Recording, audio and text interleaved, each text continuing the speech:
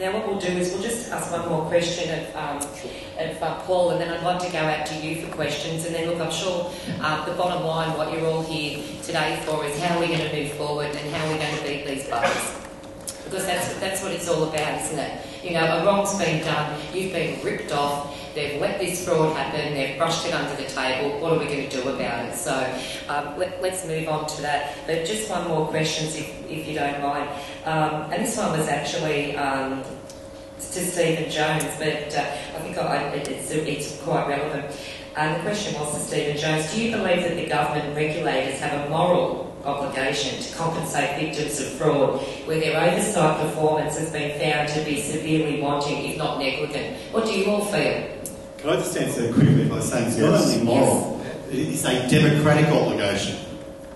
We've got to keep hammering this is democracy. And in a democracy where a government forms a social contract with the Australian people, they have to comply with that contract. And that's what was done by Keating, has been reaffirmed by the Howard government, and has been broken by the Gillard government. Right? So it's not just moral, of course it's moral. If I damage you, if I damage your car, if I damage your life, I'm expected morally to make recompense. That's obvious.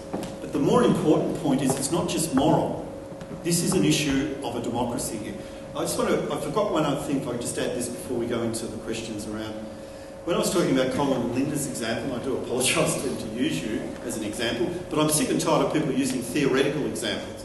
We have people here, real people. So in that example I used, pre-GFC, global financial crisis, Australian super was returning 9%. Van Eyck, these were the independent, ASIC-approved market analysts. They said that this was a low-risk investment, Alpha Strategic. Stara was low risk, that was the assessment. But, you know what? The rate of return that you got after 2007 out of Astara, guess what it was? 10%. In other words, Colin and Linda made a totally rational decision.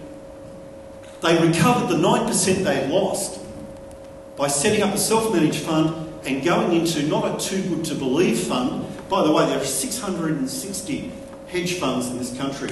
Some of them returned 30% in 2007.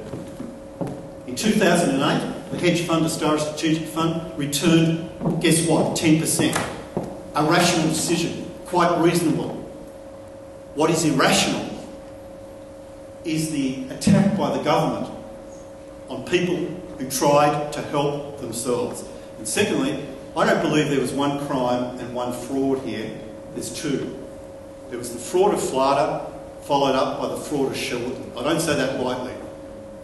Because someone made a decision on behalf of a vested interest, which was big superannuation industry funds, to exploit this crisis.